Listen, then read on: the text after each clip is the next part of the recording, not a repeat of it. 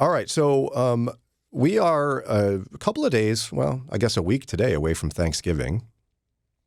And it's a bittersweet thing for a lot of people. I think a lot of people it's a happy time. But for many of us, we remember those who are no longer with us, of course. And there's also so many family conflicts out there. To give you a preview as we get to this, our team is going to be taking some extended time for Thanksgiving for a variety of reasons. We're going to be off tomorrow through the end of next week, but we're going to be playing rewinds of the show. Ron's got a whole bunch of stuff pulled together. We got special programs. You don't want to miss it. Lots to listen to. But my parents are celebrating their 50th wedding anniversary. Aw, Wow. that's awesome. Yeah. That's a nice start. Yeah. See, they made it this far, but it's not the exact date of their anniversary, but it's when we're all going to get together. So it's a long drive to and from Minnesota from Ohio. Right. And I'm certainly not going to be paying for 7 or 8 people to get on an airplane. I'm just not doing that. So we have a long journey ahead of us and some complexities and such. All that. So that's one of the reasons we're going. So this is one of our last chances to talk a little bit more about the holidays before we get there. And I know that there's a lot of people who have family conflicts, and I found a really helpful article to help with that. It's from Relevant Magazine. It's called How to Handle Conflict with Your Parents. Okay. Because if you're familiar at all with this radio station in the last couple of years, maybe you're new to us, I kind of laid out my family drama in front of the whole world in my podcast series called The Grandfather Effect, where my essential deal was that my father and my mother had a conflict with my dad's dad, Right. my dad's side of the family. So I grew up not really knowing any of them. His brother, my cousins. Yeah, you guys are a mess. Total disaster zone. Just like the rest of us. But a Scandinavian type disaster zone where it's a disaster, but no one acknowledges or talks about it. Right. Everything's fine. What do you mean? We're great. Oh, they don't want to talk to us? Okay. Anyway, pass the potatoes. I don't totally get it. Then the more I go through counseling, the more I'm kind of like, well, I don't want to be like that. I don't want my family to look like that. But I tried to find out why my grandfather disowned us, because he did disown us. Stopped talking to my dad. They didn't speak for like a decade.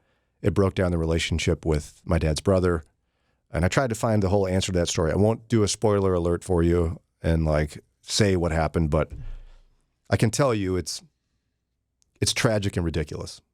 Is that fair? Yeah. Yeah. But it took you a lot of digging to get to the root of the problem. Yeah. And yet, the digging really just entailed sitting down, looking at someone in the eye and asking hard questions. Right? Yeah. And People. It took a lot of work. Yes, time, effort, and countercultural in my family. But at the end of the day, really all it would have taken was a conversation or two, and the whole thing could have been avoided. That's kind of how these things go. Yes, it is. And so there was, I thought, really helpful advice in Relevant Magazine about how to handle a conflict with your parents. And the number one piece of advice is why I brought up my podcast series. Number one piece of advice is don't avoid. And now, as we talk about how to handle conflict with your parents, I know a lot of the people listening right now are the parents and grandparents. And so while this is advice for someone, maybe a young adult, Daria's age or something, we got to listen to this from the parent perspective as well. So don't avoid. It says, often we dance around areas of family conflict instead of having a sit-down conversation. That's my podcast series in a nutshell. It seems easier to avoid, but the pressure eventually builds up to the exploding point. Or in my case, to just tragic silence. And so it essentially, you can't avoid. You've got to talk about this.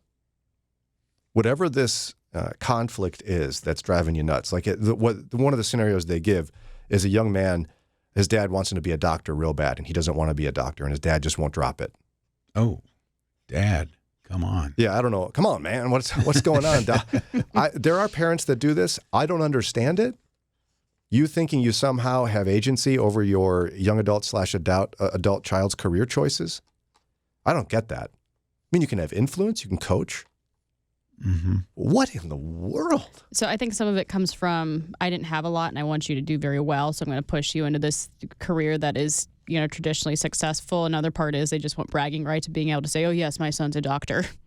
Yep, it's both those things. So, it's tragic. And a lot of people succumb to it because they're so intimidated by their parents and they get worn down by the conflict. So then the next piece of advice is to speak the truth in love. Okay. Like to share your feelings with your parents without being heated. Try to be calm about it, as hard as that is with family. And it says in Proverbs 15:1 here, it reminds us that a gentle word turns away wrath, but a harsh word stirs up anger. So be gentle. But to the parents and grandparents listening, are you ready to receive that? Right. Are you ready to sit down, have your adult child, sit down, or teenage child, sit you down and share with you something that you're doing that's hurting them and receive it? A lot of us are not ready for that. Right. You have to look past the initial, like your initial reaction is going to be something like, you've had, 25 years on this life, on this earth? I've had more than twice that. I know a few things that you have never even thought of, and get all puffed up and arrogant. You have to think from their, you want them as part of your life. You don't want to push them away. So don't get into all that. Just relax and say, you know what? I made a mistake before in my life. I might be making one now. Let's listen to what they have to say.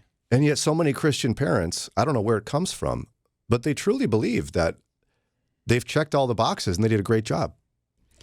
I think because of the honor thy father and mother and the submit to authority parts of the Bible, which obviously are valid, I think some parents have a real struggle with the transition from my child is a child and I have full control to now they're an adult and they have agency. I think a lot of parents really struggle with, you're still my child and you should do whatever I tell right. you and you should have no complaints when, again, kids have their own agency, they have their own minds, and they might notice some things that, they're not saying they hate you, but that you really screwed up.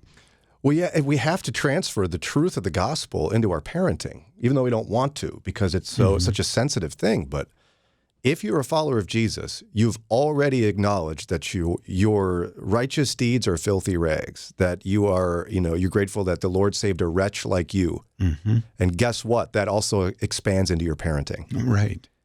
And so you got to get it into your head right now. You screwed up big time as a parent. You did a lot of great things. Trust me. Mm-hmm. You did the best you could. Right. It wasn't intentional. No. But you may have made mistakes along the way just because of lack of information or lack of experience.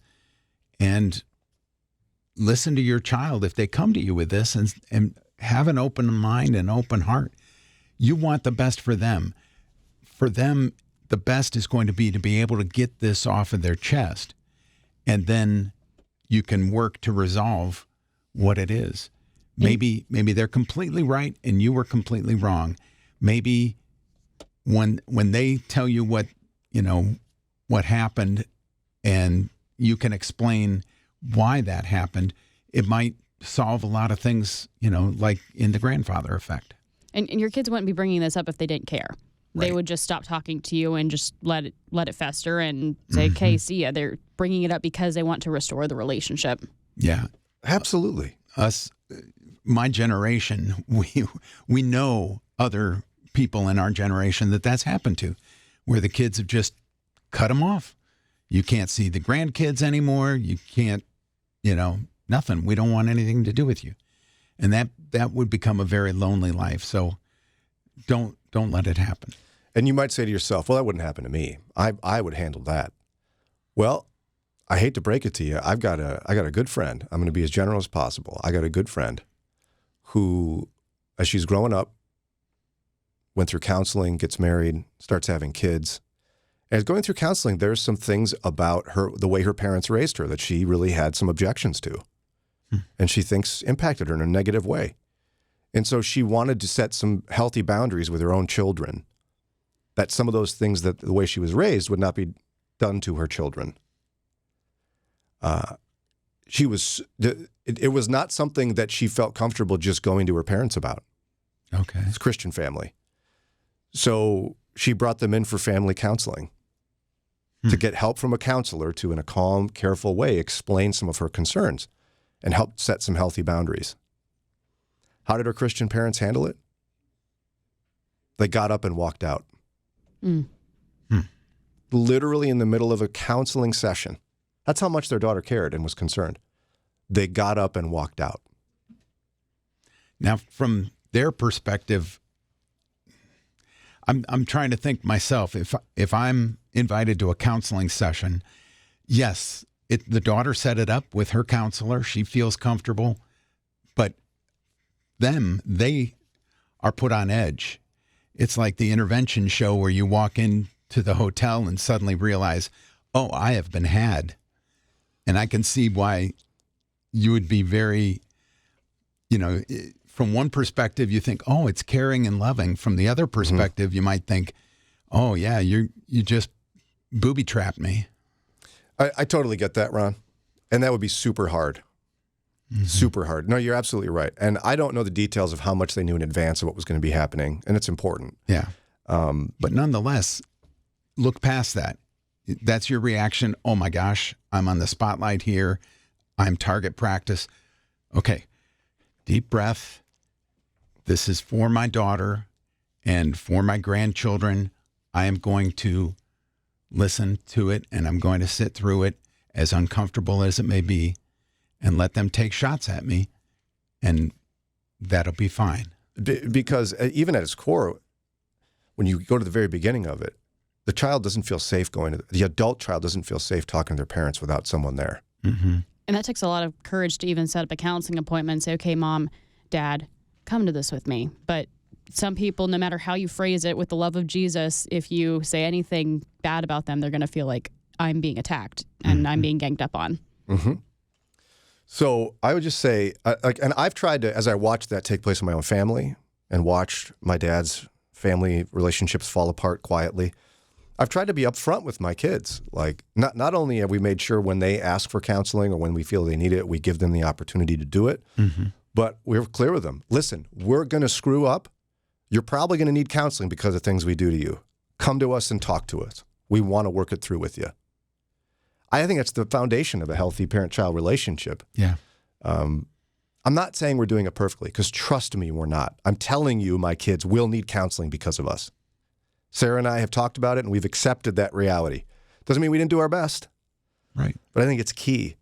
So maybe this would be the time where you're ready to receive this from your adult child, or maybe your teenage child. I think it's so important for a follower of Christ to remember this, especially as parents and grandparents. Again, this article is written for adult children, but if we're not ready to receive these kind of things, what hope is there for healthy families? Yeah. It's 6:49, time for a quick break. We're going to shift gears, have some fun with pretend experts in just a few minutes.